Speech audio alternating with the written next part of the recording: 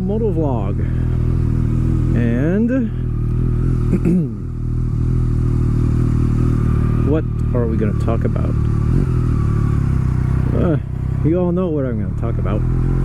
We're going to talk about the C8 Corvette that have been announced, an official release of pictures and everything this weekend.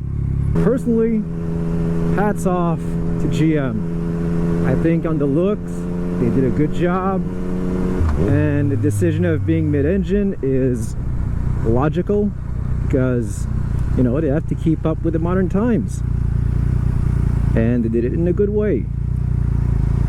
Like, we have to give to GM this about the Corvette: they always manage to keep it relevant in the sports car game, especially for its price point.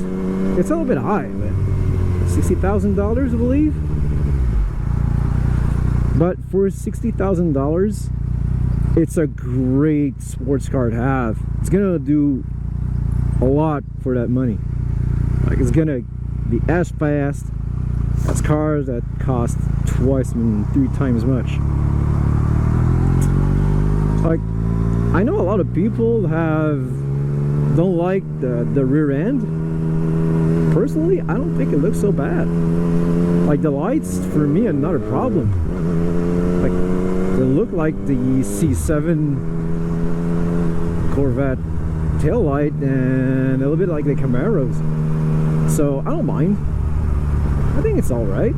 But once again, you know, pictures can only give you so much of an idea what the proportions are. It's really in person that you're gonna know how good looking it is. But like, front end is good, side profile is good. It looks exotic enough because, you know, mid-engine, so it's gonna have like that slope in the back. But you can still tell it's a Corvette just from a glance. You know, oh, that's a Corvette, which isn't a bad thing at all. You know, you need that brand recognition a little bit, especially for a car like this that has a fan base that's really big and really devoted. Like, for me, like, the mid-engine decision is a good one. I like it. The looks is alright for me. The price point is really good. Like, now GM is going after Ferraris and Lamborghinis, being mid-engine and having like near 500 horsepower for $60,000. If that car doesn't snap oversteer, they're gonna sell a lot of them, and that's gonna be one hell of a project car once they get used.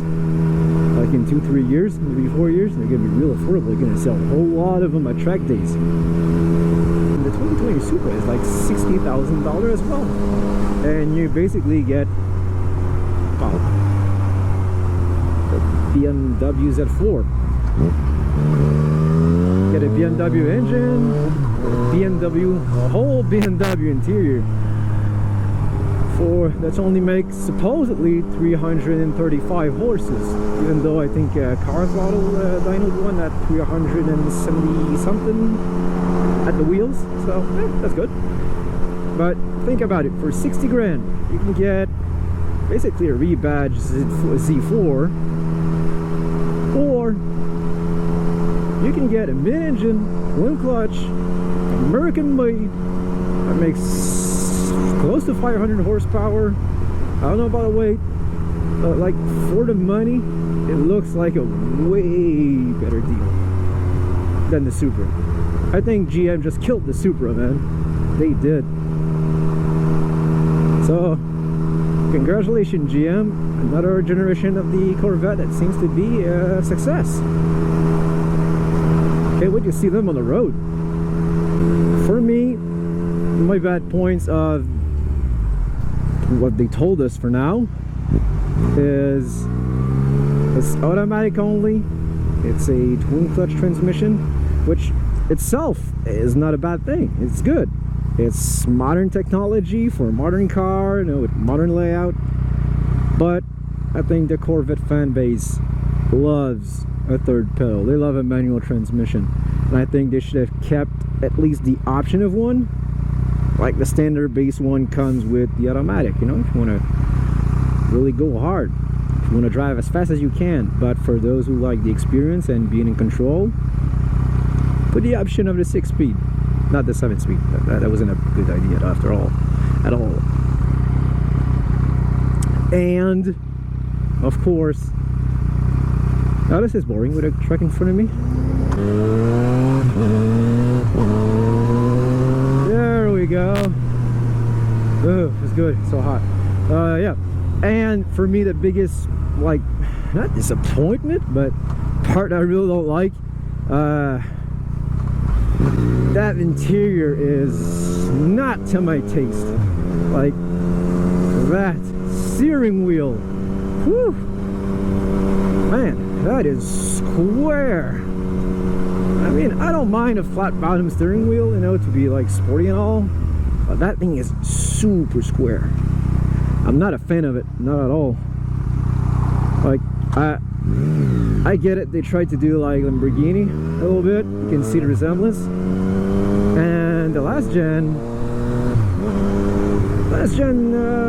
steering wheel was a little bit square, but in a good way. This one is like super square, like you're gonna cut yourself on the edges. So I'm not a fan of that. The dash looks cool though. The instrument display looks cool. But also, the center console for me, oof, I'm not sure about that. Because on the picture, it looks like the center console is going to come up to your shoulders. And I mean, I get it, you want the cockpit feel, but it's going to feel cramped. And you know, people love space, especially in a big American car. But I'm not sure. Then again, this is all pre-production rendering and, you know, official photos. You know, things may change. I don't think the center console is going to change. It's too much of a big change. But I don't know. So yeah, my thoughts on the C8. Love it. I love the mid-engine layout. I only wish it was a manual transmission, and the interior I'm not a big fan of. Really not. And again, General Motors is not known for their superb interior. And if you're wondering where I'm going, I am going back to the wrap shop. Yes, because 3 weeks wasn't long enough to do this tank and 2 scoops. No, one of the scoops, the edges are starting to fold off, well, peel off. So I've got to go back to do that again, and I'm gonna get a clear 3M clear tape around the gas tank, gas cap I mean, and to hide some of the scratches that have already occurred after 1 week. Like, these are those big scratches. Like, this is from the leather of my coat. And I have a soft leather coat with a hidden zipper, so there shouldn't be any scratch. Like, the vinyl is really, really sensitive. Like, you can scratch it with your nail. Like, barely touch it with your nail, it's gonna be scratched. It's done. So I called the guys, and they might gonna do a like 3M clear around the gas cap to hide the bubbles that are supposedly impossible to get rid of, like, because of the gas vapor. Like, I'm the first bike ever to get a tank wrap, and that's impossible to be done perfectly.